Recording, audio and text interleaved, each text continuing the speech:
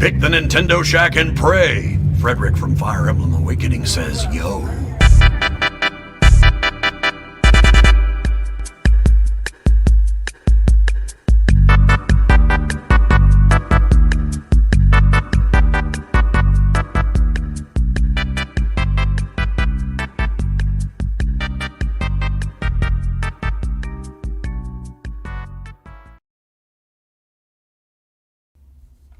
Greetings, Kooplings, and welcome back to the Nintendo Shack 179, that will focus all about Indie World, April 2021. For you live folks that always follow us each and every week, I apologize for the late start. I'm feeling a little under the weather, so if you hear me cough during the show, that's why. I'll try to keep it together. I'm joined, as I am each and every week, by the Rebecca and the blandest explosion, Mr. Garrett. Hello, hello. Hello, hello. How are you guys? I'm doing okay. Good. Busy week. Long, busy week. Yeah. It is a very, very busy week. And with that, we have some house cleaning to announce. So starting May 10th, the PSVG master feed will stop publishing episodes from our shows each week. It wasn't a decision that was made lightly. It's just that the majority of the traffic that we've had over there for the last 5 years has fallen off. And it's very apparent that they've moved to the satellite feeds, the standalone feeds. We're probably doing 10% of our listenership over there. And to be quite honest with you, if we're only doing 10%, Garrett raised his hand. Yep. And I don't want to say that you're listening, and I know Grouchy, there's a few folks that are upset to hear this news, but that 10% isn't worth not just the money to do it, but really the time that it takes for the podcast managers to double post every show. Mm-hmm. It's not just like a one-time thing. They're doing it every time we post a show. So we're basically doing double the work. So it is more about the investment. The investment just isn't really worth it if we have our satellite feeds. So I'm not going to make any promises, but the plan is I'd like to migrate that feed to a free service, so at least it can be hosted like archive. So you can just have it. You may need to research for it. You may need to resubscribe to it. I don't know. I haven't got that far. But the hope is that those episodes will just remain, just out there on the internet. I don't know. Like if I screw it up and it just all gets deleted, then it all gets deleted. I can't help you there. Yeah. So May 10th. So you have a few weeks.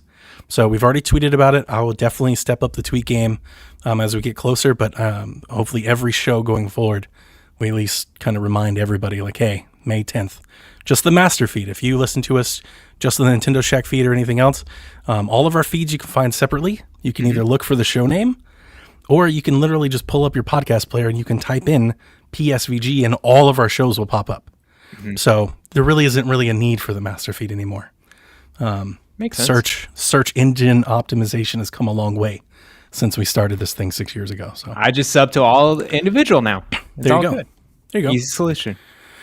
The second announcement that I wanted to make specifically for patrons is today, our good friend over there, Sean Capri, had You, Me, and Capri Day, which came with a couple announcements. Most notably, the cat is out of the bag. That Sweet Hangs dropped today, and this is a new show that Sean and I have been recording in secrecy for the past 6 weeks, I think. We dropped 5 episodes today. Wow. So that show will be live on Sundays. You can watch us live. Patrons get it early on both feeds. So you can support Sean on Patreon. You can support PSVG on Patreon. We don't care. It's cross-play. It's cross-buy. It's Game Pass. The Game Pass of podcasts. Cross-save. Cross-save, yeah. It's all those things. We don't care where you support us, but if you support us, you can get early access to that show, and then it'll go out on Wednesdays. Sweet Hangs, the elevator pitch. It's just me and Sean talking about stuff. It is somewhat video game flavored, but it doesn't have to be. I think in one of the episodes, we talked about a hot tub for 30 minutes. Good. So it's just me and Sean hanging out. So if you like me and Sean, whatever we're talking about, if you want to submit topics, if you want a guest, I think the intent is to have guests. So I'm sure a lot of PSVG will come through. But we actually want to make it available, I think, for patrons to guest. So if you want to be a patron member and you've got a good microphone, you want to jump on a show, we can do that as well. But it is exactly what it's supposed to be. Sweet Hangs. So Sean Capri, for any of our listeners, is a really entertaining guy to listen to. You will love him. There you go. There was another show that was announced, but I'll get out of the way and let Garrett talk about that one. Oh yeah, I'm joining Ryan Turford on a new podcast with Yumi and Capri, weekly podcast called the RPG Cave. It's going to be all about our favorite genre, RPGs, and of course we're going to discuss Atelier, Donnie's favorite RPG franchise of all time. Probably one of the first few episodes. So funny. Sean told me that in confidence while we were recording one of the shows, so you can hear my live reaction to it. He's like, so they're doing a show all about RPGs. Does that excite you, Donnie? I was like, absolutely not. That sounds awful. No, you're shutting that off. I'm glad Pierre, I can. You know what this means, right? What? You have to play Chrono Trigger. I have. Actually, that is true. That is true. You can't be on an RPG podcast. For an exactly. No, you're right. You're right. Ryan has pretty much outbeat me in a lot of RPGs. I have a lot of gaps in my history. That's everybody. That's not just you. That's the world. Yeah. So Chrono Trigger is on the list, and I will need to beat it. That's definitely knocking that up in the priority list. But I'm very excited to start it up for sure. So for everybody that supports us, you can get that stuff as it starts to roll out by supporting us over at patreon.com/PSVG, like our live on-air producers do. Michael Masick, Barry Cathcart, Edwin Callow, Stephen Keller, Nick Creature, Rude Days 93, Ben Moxham, Rob Emanuel, Nick Fahalber, Paul Calicote, Kyle Hyman, Grouchy Surge, Devin Tyus, Josh Barboni, RJ Kern, Horse Girl 69, nice, and our newest patron, Zachary Adams, who joined the Patreon this week. Awesome. So he's our patron highlight of the episode tonight. So let's get into the show so we can move on and get into Indie World. Let's talk about what we're up to. I'm not doing nearly as much as you guys, so I'll start. I will say that I forgot to mention that I played that Knockout City beta. Remember a couple weeks ago I mentioned that? The dodgeball thing. That's the dodgeball game. That's it's really fun, actually. Cool. It's hard though. It's very Splatoon.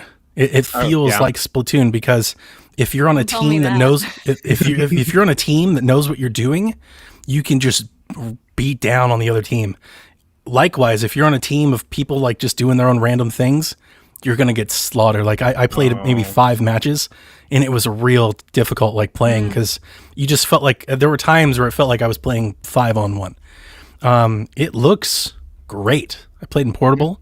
It's very colorful and cartoony and sharp and crisp, and I was like, this is good actually. I don't know, if they're gonna sell it and all that, how people will get to it, but if it was free to play, I would definitely recommend it to people because I think it's fun and it's different. It's not free to play? I think it. I always hoped it was, but I don't remember. I don't think it is. I don't remember. I don't think so. This is an EA Play game either.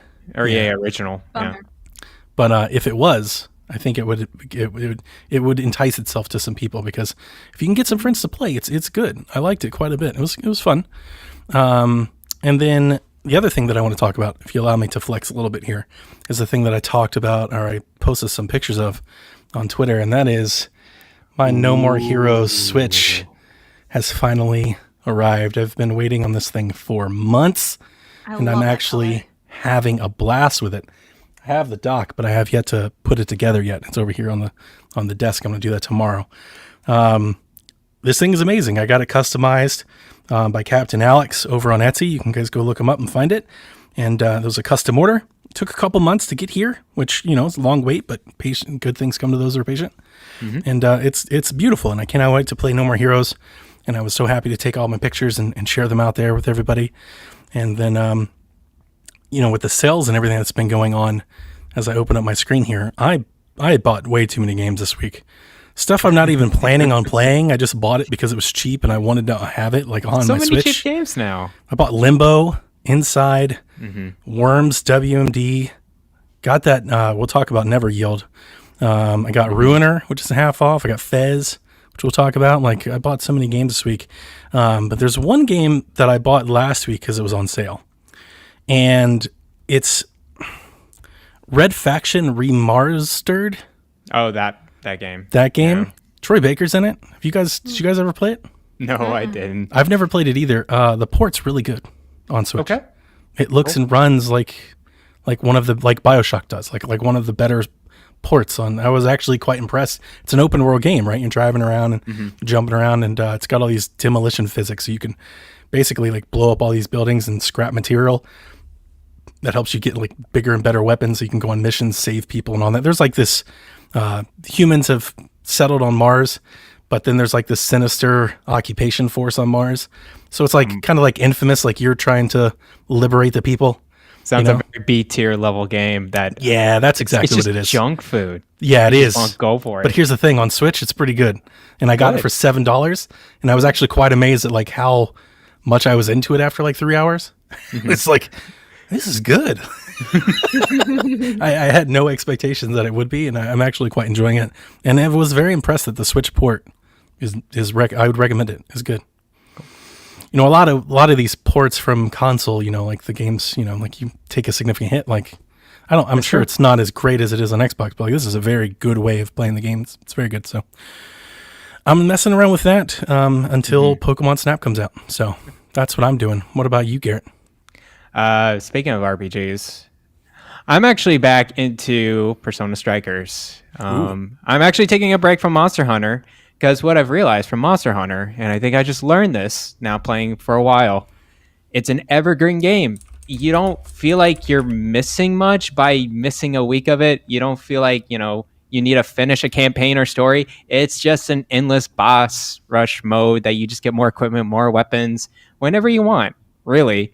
And it doesn't matter how high a level or how high equipment your friends are with these monsters. It doesn't matter. So I just decided to take a break this week from Monster Hunter. Went back to Persona Strikers. I'm glad I did. I need to catch up and wrap that up. I'm 22 hours in. I defeated the third dungeon. It's the same repeat of kind of story over and over again, Donnie. It's like the first dungeon. It's like the second dungeon. It's like the third dungeon. It's like one boss. They're a monarch. I'm so glad I bounced. And you're saving the monarch by exploiting their traumas, sure, or something like that. And that's literally every time. There is some cool little side stuff of the main storyline that seems okay, but it's just so few, far between. Yeah, like if you don't like the gameplay, if you are not interested in like finishing up the requests and like the mechanics of it through like over and over again, then this game is probably not for you. I would describe it as it's non-essential. Yeah, it's really non-essential. I'm really going through it just because I love these characters to death in Persona 5, and I wanted to see this story to the end. See what if you want more of that, this. That's a lot of motivation, but it's not essential to the overarching story. So if you've come from the anime or the game, like this is really optional. It's just optional bonus content if you want it. Yep. Totally. So still doing that. And actually, I got some games on my Switch. The Doom Classics, Doom 1, 2, 3, and 64. I did not get the new ones, just the classic ones. And I'm playing Doom, the first one. I never played it before. I didn't know what to expect. I mean, I've seen YouTube videos of it before, clips, but I'm like, oh, okay, this is how's it hold up? It's interesting. I mean, I think it's fine playing it for what it is. Like, I know what I'm getting into, but it's like, ooh, this is a aged game. Yeah, which ones did you get again? All of them? I got Doom 1, 2, and 3, and 64. Yeah, play 64. I heard that one's really good. 64 on Switch is good. Okay, sounds good. And it's all horizontal alignment and not vertical. It's so weird. I'm like shooting a guy. It's like, this guy's like 30 feet above me, but he's still dying. Get Duke Nukem too. Get Duke Nukem as well. Sounds good. I'm stuck on this level in Doom Classic where I have to like go back to get a shotgun and then shoot these guys right in front of me, and then the whole floor is lava. And so you have to sprint across platforms, and it's the most janky way to skip across platforms, but it's cool to see all the little secrets in there that they made. And it's just the time when they made it. It's actually kind of, like intelligent at the time. Yeah, I think so. Doom just oozes that like stereotypical. You almost like see the guys in their basement being like, it'd be so freaking cool. That's exactly what I'm thinking right now. Right? Exactly. I was like, I totally can be in my parents' basement just eating pizza and just playing this game nonstop. What if there was like a lake of lava? The floor is literally lava. Get a lava suit Yeah. twice. Just shotgun and just blow him in the face. Yeah, it is just that. It is so much that, and that's why people love Probably real conversations that happened. it. Game design was a business meeting. Definitely interesting. So I'm having a good time with it. Oh, I'll probably wrap it up and go to the next ones. Definitely to Doom 64, but yeah. Next thing, I just really quickly, I did get the book, ASCIIWATA. Mine still hasn't shown up. Oh, really? Hold on. I ordered mine the day it came out and got it the next day. Mine still has not here. They were like, it's delayed. I think it'll be here Saturday. Did you start reading it, Garrett? Yes, I've read the first chapter of it. I haven't yet. It's just really like early life of Iwata and I've like seen how some he came to be. screenshots of some quotes floating around on Twitter that I'm not sure if they're real.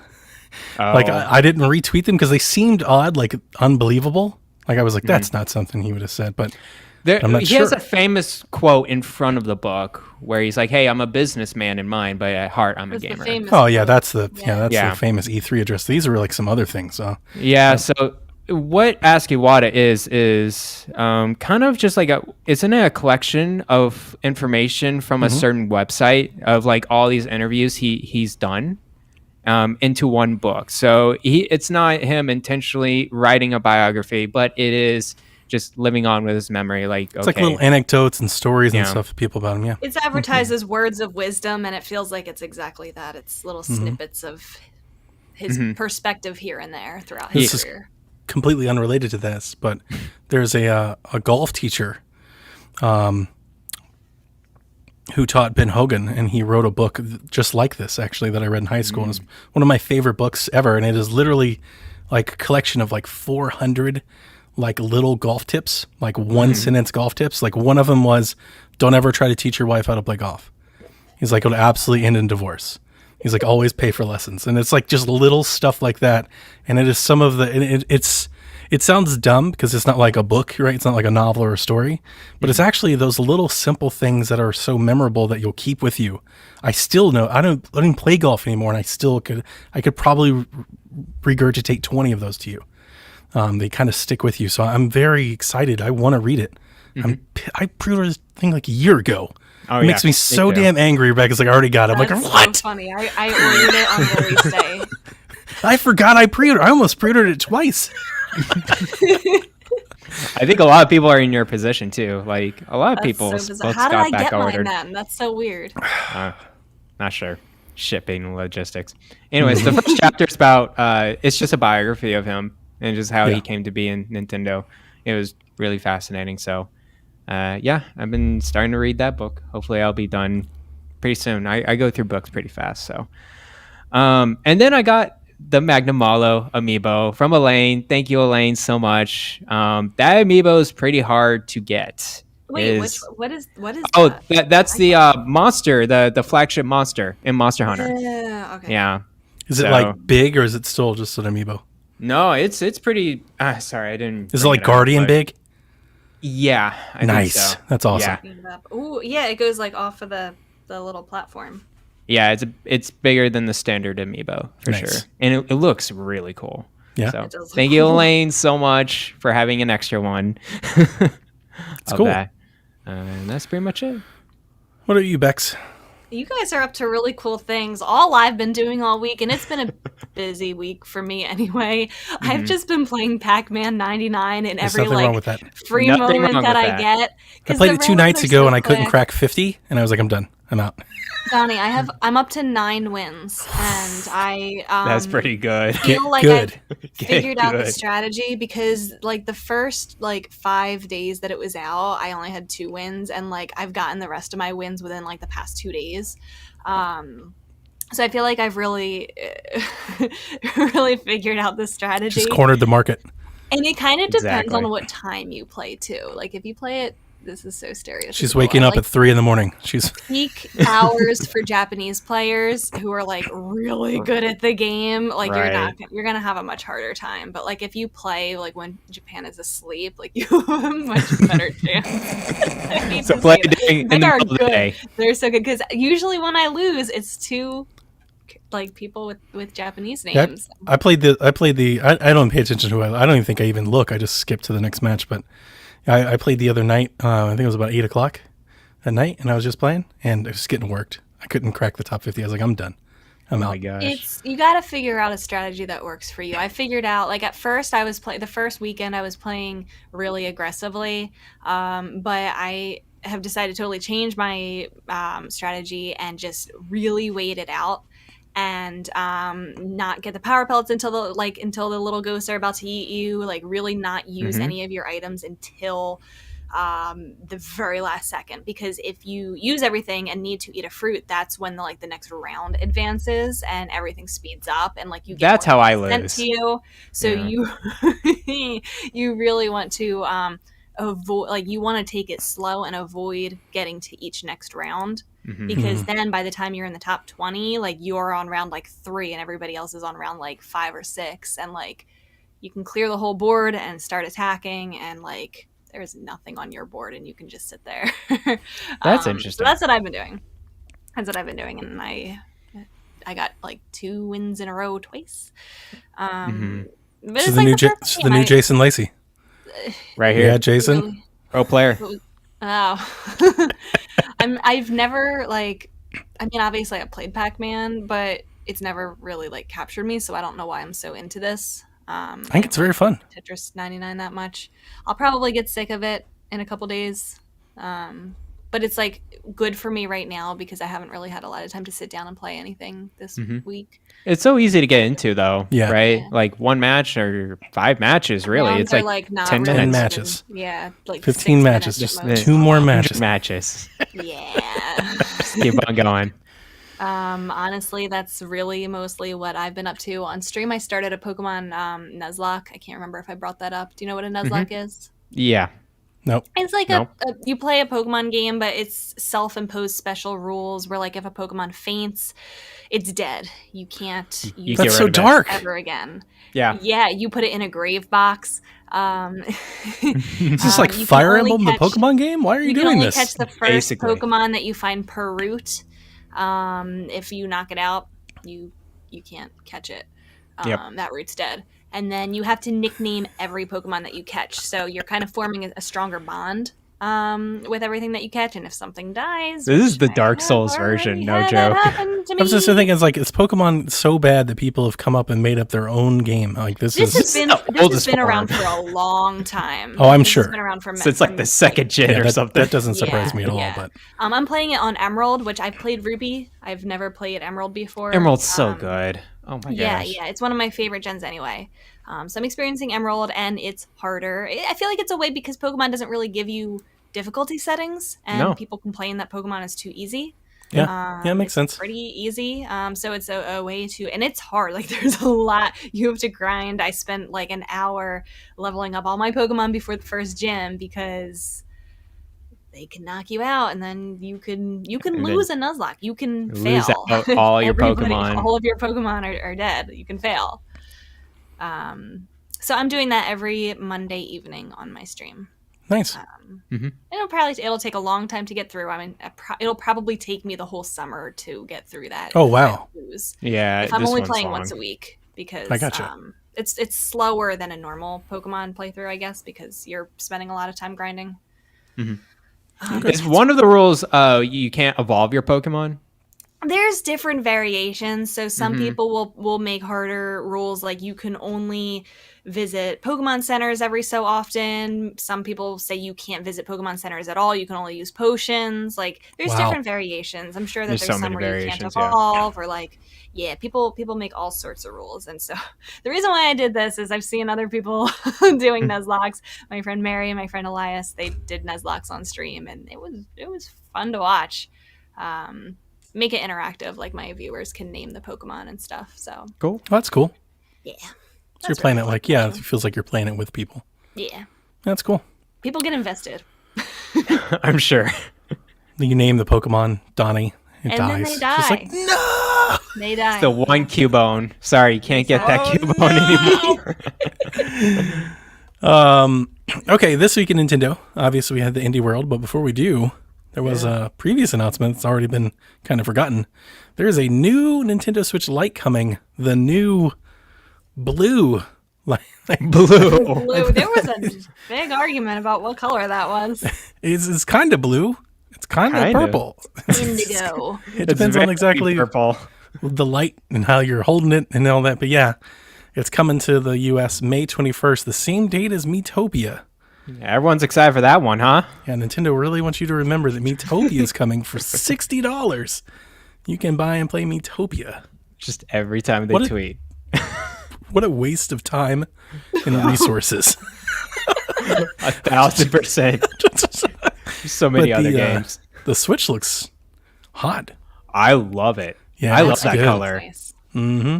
I I want wish it. it Evokes was a that little more GameCube. purple, but Yeah. I like the indigo. It reminds me of the Game Boy Advance. Yeah, that's a better. That too, yeah, the Game yeah. Boy Advance. Yeah, it is kind of. It's really close to that one. And the white buttons, right? Yeah, I think they're like they're gray. Are they They're white? gray, White. yeah. Yeah. right. I thought they were white. Something They were like that. gray. It was They're nice. not black. They're probably gray. It's a nice look. It's a real nice look. Very good. And then we got an Indie World drop, which for me, I'll just say at the top, was a pleasant surprise because I am dying to buy something. Like I'm over here just like I need a new game to buy and play like as soon as possible. It's not that I mind replaying stuff. I often replay stuff. I just feel like I've been replaying games for 2 months. Oh, gosh. It's just like I need to buy a new video game. So I was really excited to see the indie drop come. So let's kick it off at the top with the game that opened the show, which was Road 96. This comes from Digix Art. It is a narrative-focused game with a mix of adventure, exploration, and puzzle solving. It's a procedural-based story with thousands of potential paths to take. It's an interesting look. Reminded me of kind of like a Firewatch type of thing. Yeah, for sure. Firewatch. So I'm totally in on this one. It comes out later this year, and this was definitely like a 1. I mean, you guys know me, how I usually grade these things. It's how many games do I want to buy from the marketing commercial, right? So I'll keep a good track here as we go through them all. That's 1. It's 1 for me. It's 1 game that I'm definitely going to buy and play. What do you guys think? I'm Vague waiting interest. on it. I Yeah. might think about it, but it's not like I need to buy this day one. Okay. Same deal. I just feel like with the procedurally generated, it's not going to be a well-crafted narrative design. Yep. So It's going to be the Red Lantern all over burned, again. and I had the same thought as you had, Donnie, with the Red Lantern and how much we got burned by that. Yep. And it has that same kind of look and feel where Yep. we're imagining this scenario. What it To be could granted, they showed a lot more in this one trailer than the Red Lantern has in its entire game. 1,000%. They did. They showed different settings and different dialogue and story. I was like, oh yeah. I'm looking forward to hear people's different stories in this game because it looks like it'd just be completely different. Yep. So, cool. The next one on our list, and the list comes directly from Nintendo PR, so this isn't in order as it was shown. Oxen Free 2, Lost Signals, shown from Night School Studio, and it comes out later this year, 2021. They say, let's go ahead and put that on everything. They say 2021. Surprise of the show. The one last thing we've got one last thing to, and I think I saw a lot of people. Usually when I watch these things, I have Twitter pulled up and I've got the chat pulled up, and there were a lot of people that thought that was it. Well, they waited until the Yeah, last it was like a second. good bit, didn't they? Really, and I Good. feel like a lot of people probably X'd out because That's pretty funny. I kinda love it. They really could have ended it. It's amazing, yeah, because they were like, and that's it. That's all the news we've got for the day. Yeah, And then they like paused. There was like a 2 or 3 second pause before they Yeah. said, "Actually, one Yeah. more thing." And so I feel like the viewer count on that live stream dropped by like 25% at least. That's like a Marvel after credit scene. Everybody thought it was going to be Silksong, right? did they? I don't know. Okay, all right, I thought it was going to be hang on. Silksong. I don't want to bury this, so let's get this out of the way. Yeah, okay. Going into the show, I didn't think that we'd see Sports Story of Silksong. I said in the Discord. I just Yeah. felt I like had doubts. it felt like it was. I mean, it's so weird because I can flip flop and go back and forth. It's just like the timing, like the no build, the lead into it, the fact that it was just Indie World, like I just wasn't really feeling. I was like, they're not going to do that now. It was so out of the blue. Like on a day's notice, like maybe if they were like, hey, we have an indie show next week or something, like to like build it up, but like. I wasn't, I don't know, for whatever reason, I didn't feel like that was a thing. And I know that the internet has been going and going and going about that. The narrative that I saw that like people were like Silksong, so like for the one more thing. Yeah. The way Nintendo like advertised this too was this is the fresh and new indie games. I'm like, okay, these are going to be brand new games that like we haven't really heard of. They typically don't show two things in the next like indie direct. They don't show something that they've really shown. A lot of times with the indie stuff, I brought this up to Chris in the chat, and he was talking about, we were talking about, like we always do when we get indie games, we've got all these games that we want to know when we're getting dates for. I think there's like 12 of them on my wish list alone that have no dates. And I was like, but here's the thing, with the indie directs, they typically don't date stuff. Like that's not what they do with it. They usually don't provide updates. We usually get those secondhand in tweets and stuff. And this is just my takeaway from watching these. I could be completely wrong. I don't know. I haven't gone and checked the math. But I feel like with the Indies Directs, they are typically always announcements. There are new games that we're going to show you, even though we're still waiting on Mineko's Night Market from like 2 years ago. Like, like we've got a bunch of these games we've been waiting on forever, but that's not typically what they do sometimes, right? They'll have one or two, but typically when they do these indie showcases, it's here's a new game, here are new games, here are new games. So I just didn't expect that we'd see updates for games everybody's been waiting on. Yeah. Anyway, I freaked out when I did too. I lost my mind when it did immediately what it was. When it did the chromatic stuff, I was like, triangle. Oxen free. After I played Life is Strange, I for a long time was just seeking out any game that made me feel the way that I felt after I played Life is Strange, and that one came up a lot. Oxen free. So I played that shortly after I played Life is Strange for the first time, and it wasn't exactly like Life is Strange for me, but I really liked it for what it was. It really hit kind of that creepy kind of thing, but like still with the decision, like the choices and the choices matter type thing. Stranger Things-esque. Very Stranger Things-esque.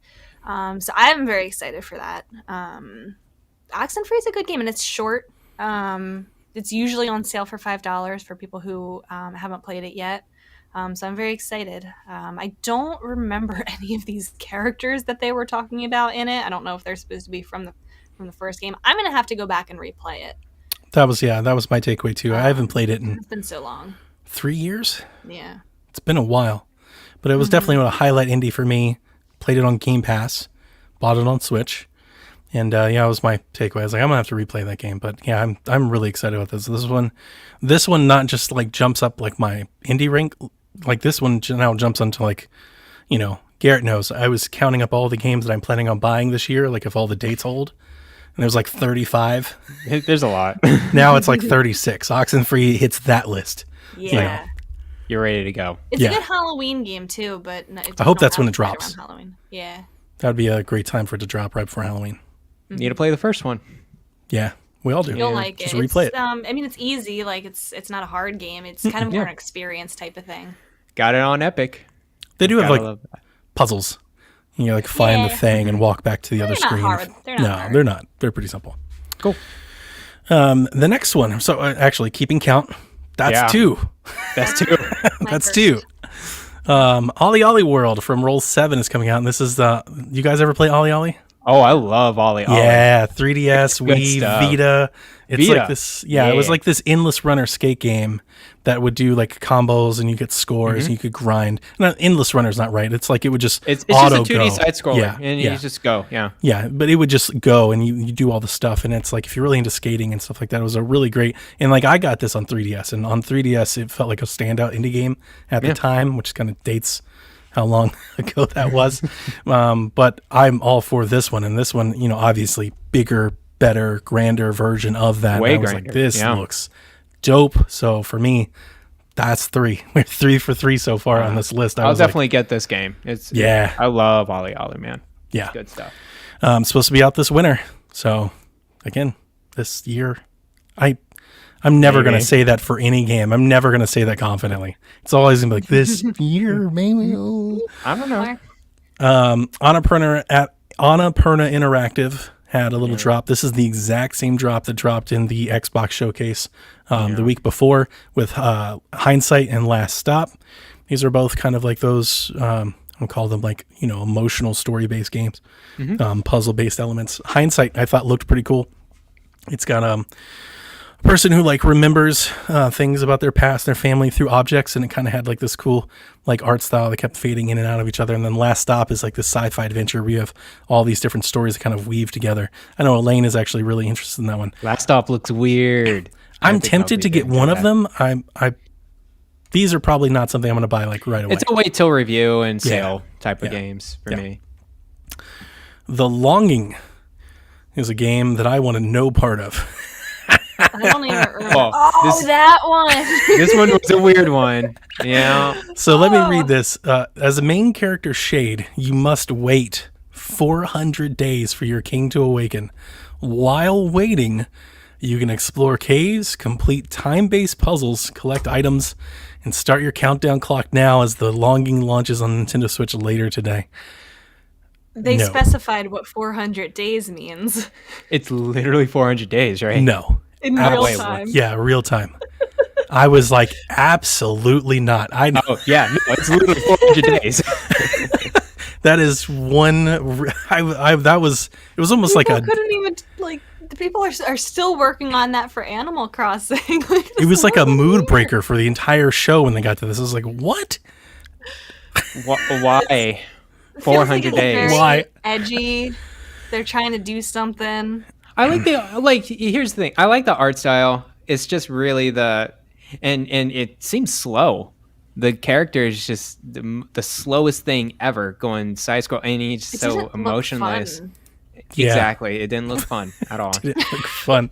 I love that That's what feedback. a lot of people are gonna do. They're gonna it- turn on did the it game and look for 400 fun? days. Am I wrong? No, you're not.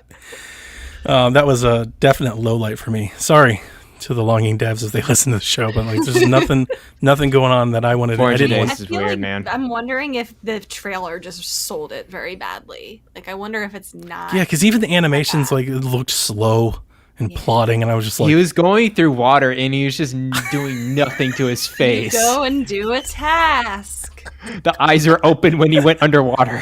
and then you Oh, do boy. another task. I mean, this is a real role playing game, Garrett. This is. Trust me, I ain't touching this with a 10-foot pole here. The next game up, I'm actually excited about. Aerial Knights Never Yield. It was also in the Xbox showcase. Yeah. This game is a runner game, and it's so funny because they're like, it's not your typical runner game, but like the immediate elevator pitches. If you've ever played Runner, the actual franchise Runner, like Runner 3, Bit Trip Aliens Runner, it is that. It's Runner, except this is very like, it's this, what do they call it? I should probably look at it. Parkour. Yeah, Tokyo style Detroit. There's this very flashy, cool, high contrast type of setting and environment. And there's a demo out you can play on the eShop. I downloaded it, but I actually played the demo 2 weeks ago because it was out on Steam when they showcased it at cool. the Xbox show. So I've actually already played it, and the demo's great. It is like Runner, like you'll have obstacles that you can either jump over or roll out of the way of or slide underneath. So you get that kind of stuff, and yeah, you just kind of run, and as they kind of tell, like like an environmental puzzle, kind of like an atmospheric puzzle to kind of give you kind of a little story. But yeah, you just kind of run and jump out of the way and stuff like that. It's great. I really like runner games, so that's why I wanted to play the demo. And once I played the demo, I was like, absolutely. I didn't know it was coming to Switch. So now I'm in between, do I buy it on Switch or do I buy it on Xbox? And that will be determined by how much I enjoy this demo, because I'm going to play the demo again and see how it runs on Switch. But if it runs on Switch, then I plan to play it there. Sounds good. So that's 4. Fez. Phil, was it Phil Fish, right? Yeah, Phil What's his name? Fish. Phil That's Fish. his name. Phil Fish's Fez finally drops the Switch. This is something I was calling for when the Switch released. I was like, oh man, we should get Fez on Switch. And I never thought it was going to happen. To be quite honest with you, I never thought we were going to hear from this again. Yeah, me and too. they just dropped it. And you remember, Garrett, you were in the Discord with me. We were watching it live. Yeah. Like, I kind of lost my mind. I like all caps. You I was were excited. because it was buried in the sizzle reel. I was like, Was that Fez? Because like I saw the world flash through. I was like, and there was a minute there where I was like, it couldn't have been Fez. It had to be a different indie game. This is the weirdest. Has the weirdest story behind it, and it's a game that came out like anything about Fez. I feel like everybody knows about Fez except for me. Okay, so first bit of homework: watch Indie Game the movie. That's a good movie, actually. I like because it. it's detailed. Phil Fish's like Fez story is detailed in there, and you see him as he makes the game and he goes to conferences and all that. Fez is a really great indie puzzle game. It's a great game. Phil is not a great person. No, he's a jerk. He's a jerk, and there's a lot of people that don't want to support. And like, didn't he sell the game? Like, this isn't from him per se. It's from the people, like the publisher that owns it, right? Yeah, he left the industry. Yeah, so there's all these people that are like, I don't want to support him. It's like, well, you're really not. But that aside, like, this is just a personal thing. Like, I usually have a clear delineation from like, I'll enjoy art or products from people, regardless of kind of them. Like, I actually, there's a lot of times I don't even really want to know what they're doing. Because it may ruin like one of my favorite movies or something. Like, I just want to be in bliss. Just leave me ignorant. I don't want to know anything. Okay. Phil Fish, he's a jerk, but he's not like he's not an evil guy. Do anything wrong? He's just he announced Fez 2, and I don't remember the whole story, but he announced Fez 2. Emotional. Yeah, and then like people, I don't know, like he went viral or something, and people started getting really angry. I think Polygon did a article or something on it. I think he answered a question in an interview that fell off to like the whole community, and of course the whole internet amplifies. It went viral and hated on him, so he was like, "Screw it, I'm done. I'm not making games anymore." He just pulled the plug. Questionable views or like something like that. Racist or homophobic. Yeah, no, not that evil. It's not like that. Don't get me wrong. It's not Fox News or anything over there. That's a different story. You ain't wrong. That's a whole separate ballgame. Like, he's just kind of an a-hole. That's pretty much it. Yeah, he's just kind of an a-hole. I can live with that. So, but I always like the game, right? So Fez is a great game. Yeah, I really already bought it. I bought it. It's $5. I already bought it. I was clapping it on PS4. So it's $15. If you've never played it, it's super fun. If you're into like little indie puzzle games, and if you've never watched Indie Game the movie, do so. It's worth it. Okay, it's a good movie. It's not just him either, Rebecca. The last I actually time think you'd love it. Watch a movie, I had to sit through Scott Pilgrim. Don't say I had to sit through Scott Pilgrim. What in the hell? You enjoyed Scott Pilgrim, dang it. I didn't enjoy Rebecca, Scott Indie Pilgrim. Game the movie you would actually enjoy. You said that about Scott Pilgrim. Yeah, but these are different. These are about video games. This is a documentary. Yeah, you get the guy that made Braid and The Witness, and like you get to see like kind of how they're making. And it's like, what's the other one? Okay, I would probably like Super Meat Boy. Right? Super Meat Boy, yeah. So you get to kind of see indie devs not just making the games or exploring it, but like how they live at home and stuff. I would like that. Yeah, the original that indies. sounds better than Scott Pilgrim. Mm-hmm. It's not better than Scott Pilgrim. You get to see them go to like conferences and like how they're trying to market their game and stuff like that. And it's kind of like the plight of being an indie dev. They went through so much struggle back in the day. Yeah. Ooh. And then you see like Super Meat Boy take off when it launches, and you get to see like the upside of something success. like that. Yeah, you're like, wow. Yeah, it's cool. It's a really good movie. Aztec Forgotten Gods from Lienzo. If you're looking for a grand adventure inspired by Aztec mythology, look no further than Aztec Forgotten Gods from Mexican studio Lienzo. Gain powerful arm upgrades, traverse different areas with advanced Mesoamerican metropolis, and encounter all sorts of characters and uncover ancient secrets. Comes out this fall. I thought the trailer for this was very impressive. I also almost instantly remembered like 5 other games just like this that I've been kind of burned on. And I was like, we'll see. That's a wait and see for me. I don't remember that one. Which one's that one? It's kind of impressive. It's pretty good. Okay. It looked cool. Yeah, it looked good. But I'll be waiting to see how that goes. I really like when during the Indie Directs when they kind of showcase the developers and shows kind of like who they are, where they're from, their stories. I think that's kind of cool. Yeah. It gives them a voice and it kind of makes you care about the project a little bit more. I agree with you. I think it's interesting because Inside Xbox has been doing it for a very long time, and a lot of people don't like it. But really? to be fair, Inside Xbox is like 2 hours long, and this was like 25 minutes. Long, yeah.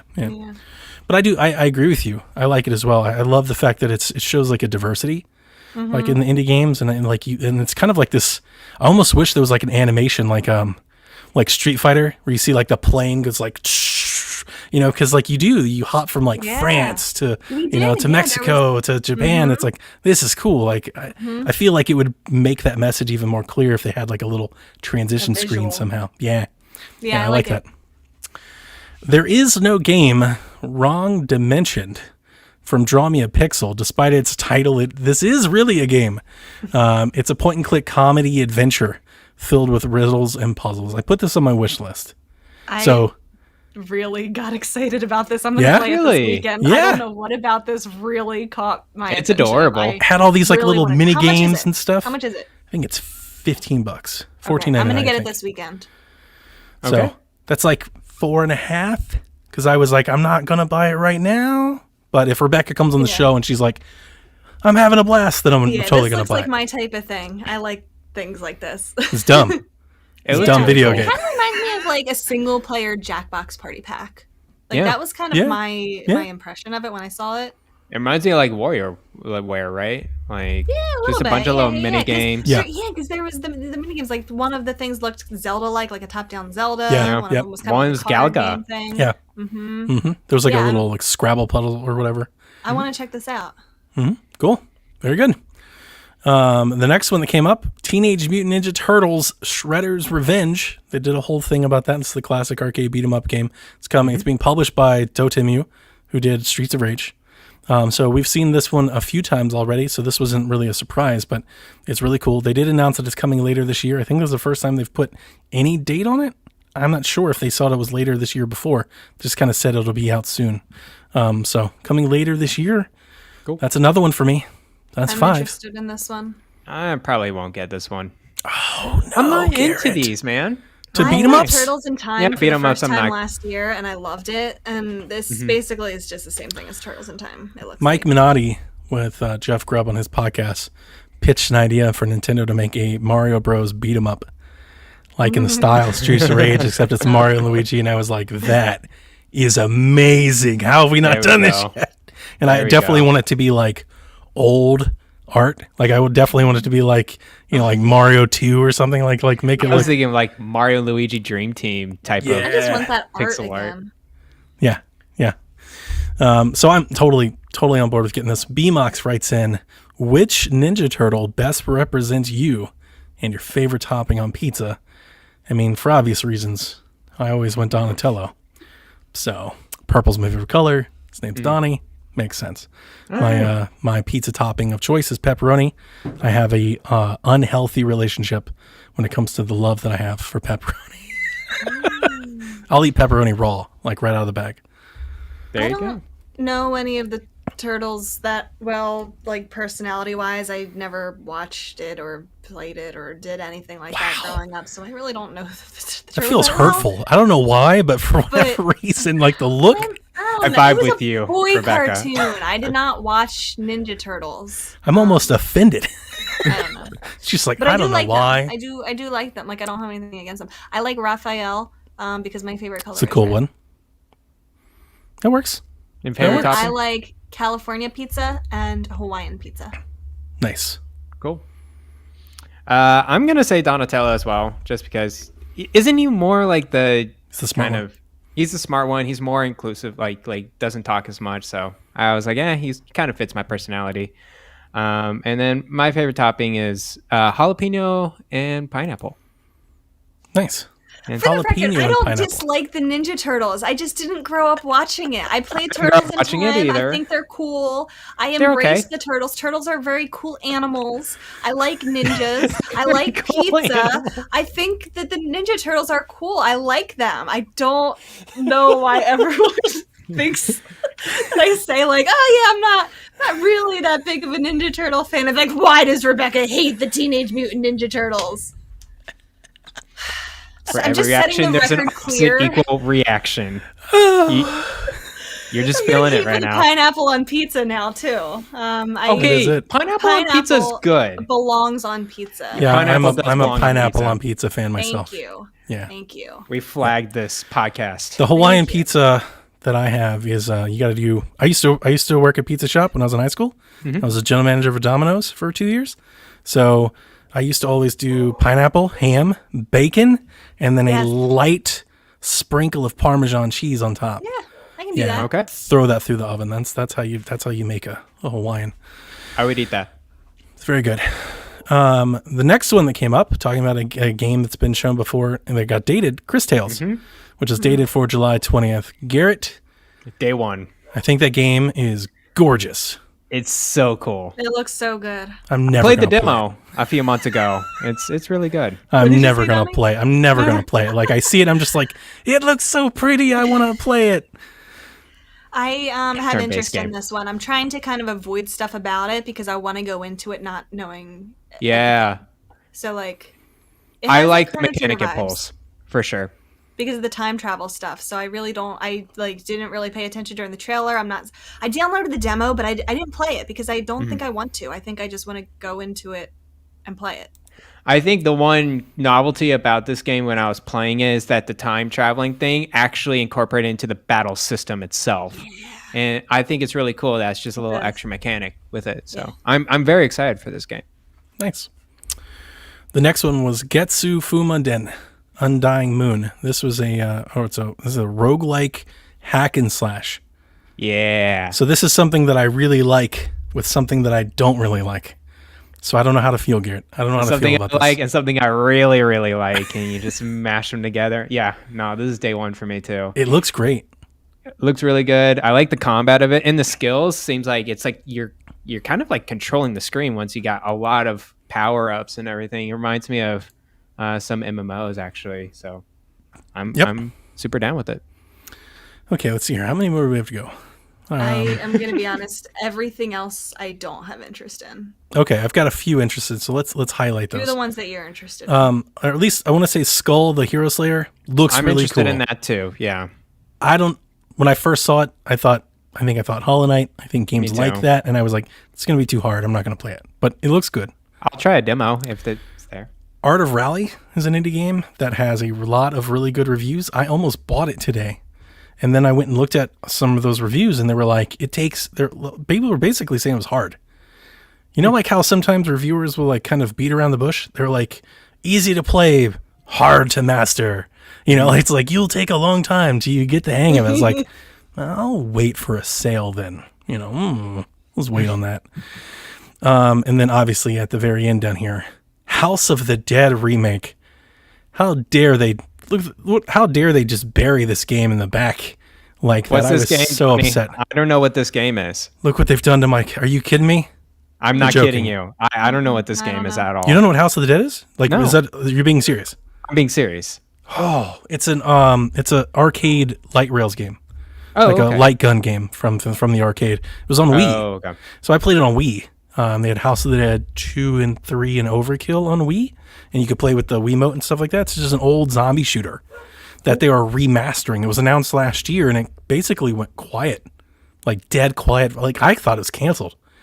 Because these are the people, I want to say, and I may have this completely wrong, I think it's the same people that are doing the Panzer Dragoon remake that came out. I think it's the same people, and I think they're doing something else for Sega. I think they got another one of their like franchises that they're going to remaster. So I thought maybe this was shelved. So I'm really excited to see it's coming back. They have screenshots up on their website. Look great. I presume that you'll be able to play with the sticks and or the gyro. And then maybe if you want to, I don't know how anybody would, but if you want to pull a Joy-Con off and like aim it at your TV and play like old school, I imagine maybe they'll let you. But yeah, if you're just like, duck hunt and stuff like that, if you're into that, like I'm kind of surprised neither of you have. I would be willing to bet money that at some point in your life you were probably in a room with a House of the Dead machine. Probably. Like if you'd seen the arcade machine, like maybe if you Googled the arcade machine, you might be like, oh, I'll because Google it. like they were very prominent, like skating rings and bowling alleys, and like they're very like the style that they had and the guns and stuff, like they stick out. I think that's why most people, at least to me, maybe I'm just speaking on my own thing, but I know to me, like, Oh no, I played these. thank Oh you. my Okay, gosh. I think I that makes me probably feel have. good. That I makes me played feel this at a better. Dave and Buster's. Yeah, so like Chuck E. Yeah. Cheese and stuff like that. It was like House of the Dead. There's one of these everywhere. Everybody's got one of these Okay, machines. yeah, I remember think playing I it with have. friends. Yeah, I love House of the Dead. But horror movies, zombie stuff. It's all I'm good for that. So It's just more gory than anything. so for anything, if you're keeping count, that's like roughly what 6, 7.5 games. So talking. There was some love in the chat for Labyrinth City. Did you talk about that one? I didn't. Labyrinth City, Pierre, the Maze Detective. Adapted from the children's book series Labyrinth City, Pierre, the Maze Detective takes you across incredibly detailed mazes to retrieve a powerful artifact. On your quest, you will interact with more than 500 items and characters. I don't remember this at all. I don't remember. Oh, this is the Where's Waldo game. Oh, that's okay. Now I get it. Oh yeah, okay, yeah. That one wasn't. Yeah, that's not for me. I'm not into that. Mm-hmm. I don't, that art It's a style. cool concept. I think it probably has its niche audience. Cool. Very cool. So, as I said, wrapping up, I came away with several games that I wanted to buy. I bought one the day that it happened. I put several on my wish list. To me, good job, Nintendo. Like that's what you tried to do, and mission accomplished. What did you guys think about the show? I thought it was good. I think it's fine for what it was. I was not dissatisfied with it. Hollow Knight or We Riot? Right, Yeah, Garrett? I'm not one of those people. I think, yeah, we kind of have a question related to thoughts about that, right? Yeah, You Kyle's. want to bring it up? Yep. Kyle says with popular indie games such as Cuphead, Hollow Knight, Silksong, and Sports Story not featured in the Indie World Showcase yesterday, do you think these games have soared to the point where they can be qualified to be in future mainstream Nintendo Directs? I don't think they had to qualify. No. I think when we saw Reggie, like with the Pokeball with Golf Story behind him, and Hollow Knight like on the TV, like I think that we're already there.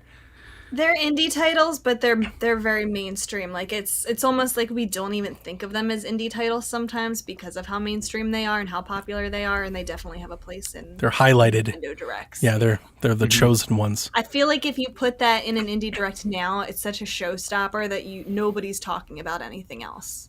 Mm-hmm. And I feel like they want to avoid that at this point. So the chat's talking about Sports Story. So let's talk about Sports Story for a little bit. Okay. I've said I think my piece on this. I would be at least a little concerned putting Sports Story out anywhere near Mario Golf. I think because of the obvious overlays, they're both sports games, even though they're completely different, but they do share some subject matter and some interesting. I'd be afraid of Mario kind of overshadowing that. Whereas if you could give them some space, I think it would be better not for both, but definitely for Sports Story. So I know a lot of people are expecting the E3. To me, like if I was running Sidebar Games, I would want it out like today versus at E3, like as far out away as possible. So to me, if I'm at Sports Story, knowing that Mario Golf is out with July, June. I don't want Sports Story out like in the summer. Yeah, I'd wait till the fall. Yeah. Wait till September. Or next spring. I see it being September, October. I think that would be okay. Spring, though. Yeah. But I wouldn't be. I just will float this out now. I wouldn't be surprised if it's like next spring. If they can survive till then, sure. But I think you're overestimating that, to be honest. I don't think. The thing that gives me hesitation or pause is when they announce their delay. One of the things, they didn't give us much, right? They give us a little screen and everything, but they did in their thing, they said, we have a bunch of big ideas that we want to work into the game. And I was wondering, like, are they reworking something? Are they going to like a grander, bigger vision than what we're expecting? Could be. And that just makes me think, like, maybe that's a little longer than we think it is. I want to be pleasantly surprised. If it's a $40 game, yeah. But I personally think it would be a marketing mistake to basically announce 2 golf-related games in the same day.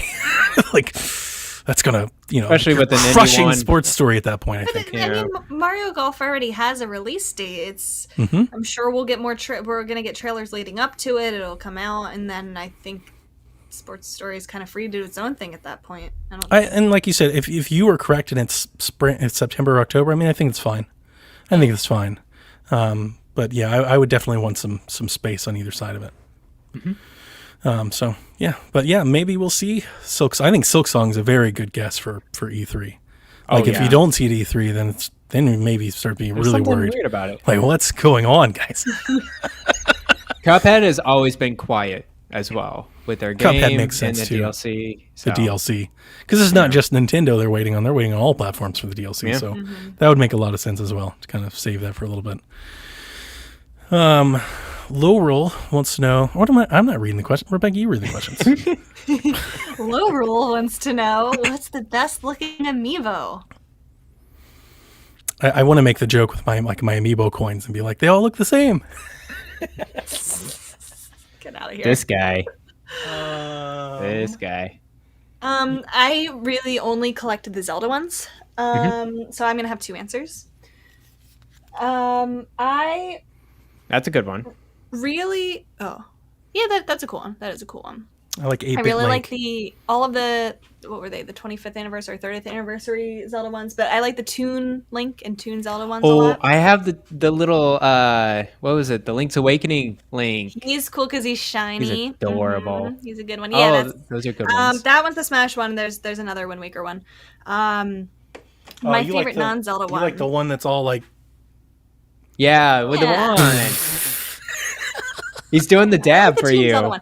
I like the Midna and Wolf Link one. That's a good one. But my favorite non-Zelda one that I do not have this amiibo, it's probably like $10 million on eBay right now, is the Metroid, the little squishy Metroid one where it's like different material. That's a good one. It's like broken open. I like that one a lot.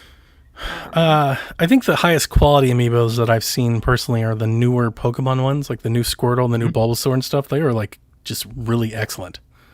Whereas like the Link's Awakening one I like, but he's also kind of like in pieces. Like he's got seams and stuff that you can kind of see. Yeah.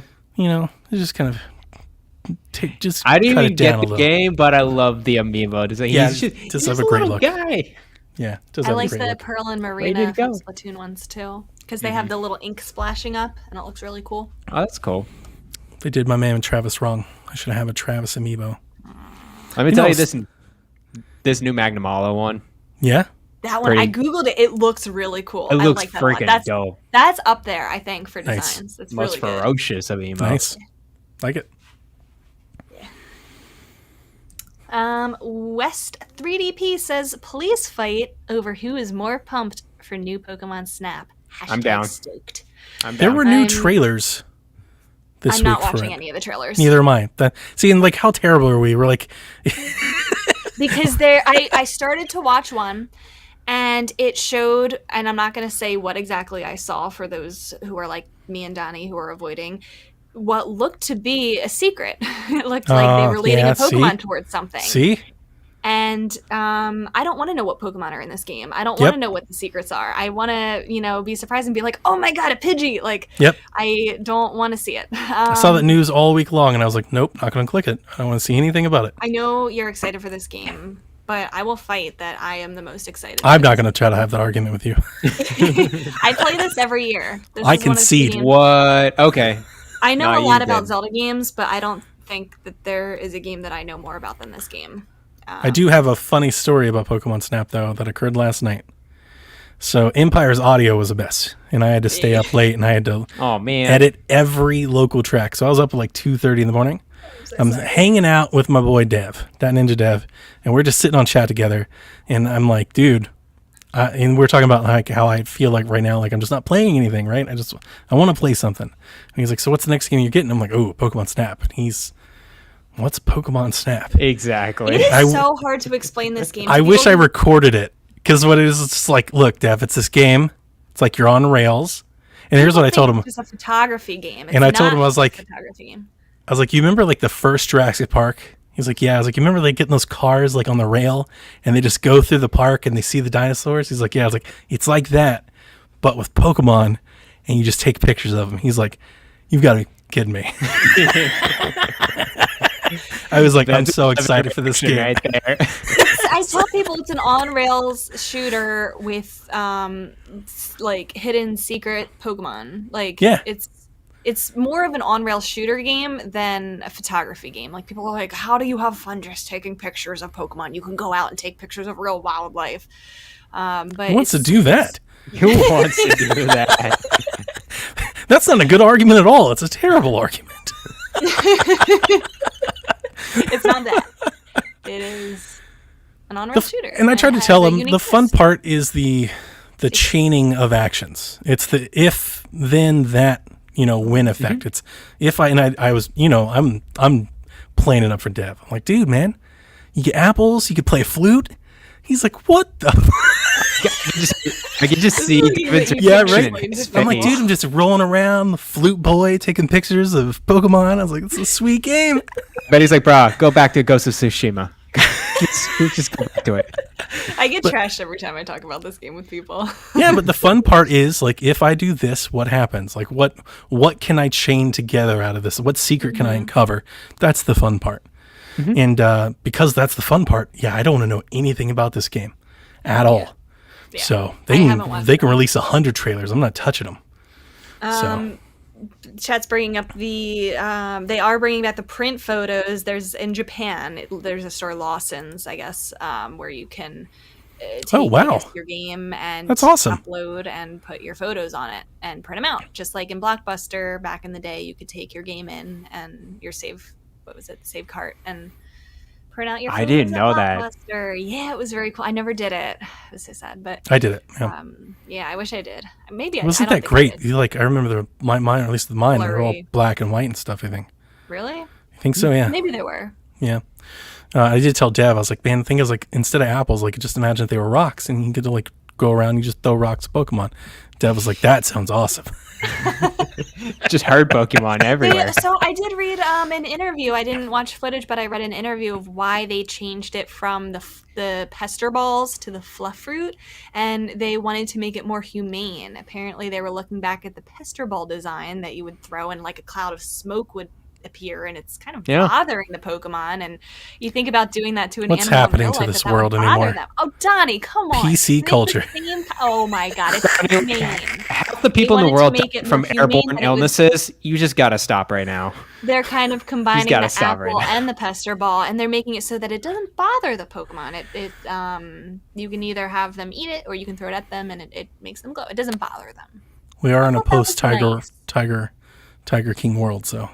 I thought it was a very nice interview. It is. There's a lot that you can throw. There's a lot of, no pun intended. There's just a lot of jokes to be made here. Treat animals with kindness is the moral of the story. Pete is coming after Pokemon now. Pete is coming after Pokemon. It's like, they're not even real. They're not even real animals. No, you but capture animals in balls and then you make them fight each other. How dare you do that to a Snorlax? How dare you? Like Rebecca's face. Guys, if you're not hanging out with us live, you're missing like half the show. Is Pokemon Snap PETA approved? They've been coming after Pokemon since the day Pokemon was created. Of course, yeah. Mm-hmm. Brainwashing Make kids. them fight. Abuse. So yes, I am very stoked. Yeah, me too.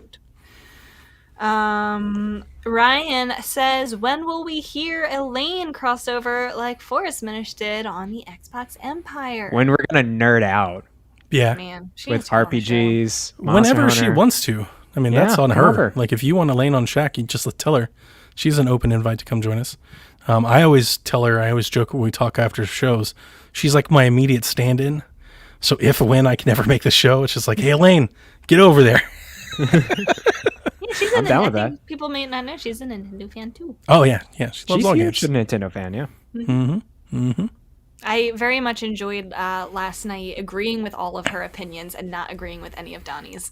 Oh, wow. We should have mentioned that at the top of the show. It was very, very fun. Our next question is about Game Pass, so we'll answer that and we'll call it a show tonight. But if you're interested in Game Pass and Nintendo and Xbox rumor stuff, yesterday's Xbox Empire was 90 minutes of that. Just me, Rebecca, and Elaine talking about can Xbox and Nintendo make Game Pass happen and the ramifications of that and what we think how it might look and the business opportunities. We just speculate on it to our heart's content. We talk all about it. So if you want to have a fun conversation like that, you find on YouTube, you can download and subscribe to the Xbox Empire podcast. And it's good Nintendo Xbox love. I'm going to lose my mind if that ever happens. Spoilers. I don't think it's happening. Ryan followed up with all of these Game Pass on Switch rumors. Could you see them making it available only on the Switch Pro so that we won't have to rely on streaming or internet as a way to play Game Pass games? That was something we didn't really talk about. Yeah, I thought about it actually after when I was editing the show. I thought about it when you guys were talking about it. I was like, I wonder if they would make it a Switch Pro only thing. I don't think there's really a reason to do that, but that's never stopped Nintendo before. It is a reason to get people to upgrade. Well, I think the reason he's suggesting would be if the Switch Pro has like better internet. better internet, like stronger Just connection, better, so that you could do that. And Sure. like you were talking about the streaming aspect of playing the game. I still think, that it until would I be see most otherwise, capable on a Switch Pro. if they actually do bring Game Pass to Switch, I think it'll be streaming only. So that But would he's be saying, nice. like, would that be most capable on a Switch Pro? And would they? And that might, honestly, we were talking about ways to incentivize it for Nintendo. Do you think more people would upgrade to the Switch Yep, Pro I do. to get that? Like that would, Yeah, I do. That would move consoles. Mhm. People who wouldn't necessarily upgrade might decide to do it Yep. a little bit sooner than they would, and that would be the money making aspect. get on Game Nintendo's Pass. part. Yeah, I was thinking that when I was editing the show, and yeah, I was thinking that because I think one thing I never thought about was what you said. You were talking about make Game Pass exclusive to Nintendo Switch Online. You have to be a Nintendo Switch Online subscriber to do it, and I was like, that makes all the sense in the world. I actually never thought about that, and then I thought, yeah, it does make sense but you need the Switch Pro to do it as well, and now you got to upgrade, and now you've I got think those most 80 million people people trying to buy new Switches. And I think most people who got a Switch Pro probably has Switch Online. It's the people that are totally 100% Sure. right. I think making it exclusive to Switch Pro, that's fine to do that. I still think like all the games that are going to be on Switch with Game Pass, it's not going to be huge. It's going to be a very select group of games yeah, on the Switch. we disagreed with you completely. Really? I think all three of us. Yeah, I don't think Xbox wants to do that. I think if Xbox wants to put Game Pass somewhere, they want all of Game Pass. They're not going to start making onesies and twosies versions of Game Pass for specific people. Like you'll get it all or nothing. I think. Well, no, I don't think so. I don't Okay. agree with that. I think. Now, again, to the Wi-Fi thing, if anybody's thinking that Game Pass can't stream games on the current Switch, we already do stream games on the current Switch. I don't think it would just be the hardware that would allow it to happen. I totally think that could just be a Nintendo way of kind of making the most out of it. I very much could see Nintendo just holding it off because of that. So, good stuff. Yeah, so if you want to find out more Game Pass stuff about Switch and Xbox, definitely go check out the Xbox Empire. And did you guys see, speaking of the Switch Pro before we leave, did you guys see that DLSS support was being baked into Unity? No. Unity, That's kind of cool, though. Unity put out a patch that DLS support will be available for all developers in Unity with 2 clicks out this fall. And I was like, out this fall, huh? Wow, that's good timing, What else Unity. is happening this fall? That's a lot of games that could have DLSS. It's a lot of Switch games that could have DLSS. So yeah, I thought that was noteworthy. Anyway, that's going to do it for us this week here in the Nintendo Shack. Thank you guys for hanging out with us so much. Hope you enjoyed our Indie World recap, and we'll catch you next week. Until then, good night, Kooplings. Bye-bye.